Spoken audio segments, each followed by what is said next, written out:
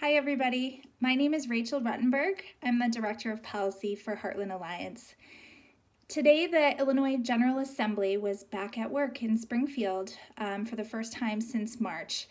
There was a lot of process and caucusing happening, people figuring out what will be heard in this very shortened legislative session and how process is going to work.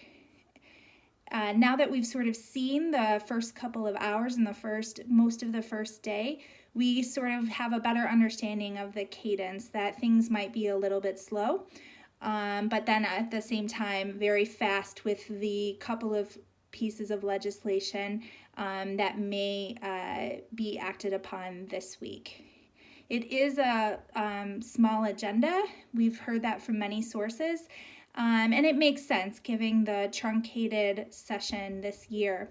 However, it's sort of the reality is setting in for advocates, I think, that we are not going to be seeing some of the more progressive, sweeping pieces of legislation that would really make a difference for people across the state.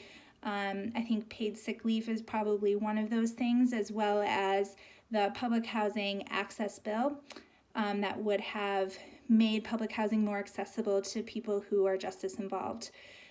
So while we are setting aside those pieces for now, we look forward to being able to advocate for them in the future when the legislature has more time.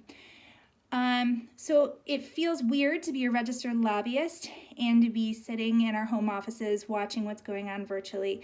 At the same time, we do feel like it's the most respectful thing to do and the right move to stay home. And we are continuing to work at advocacy from afar.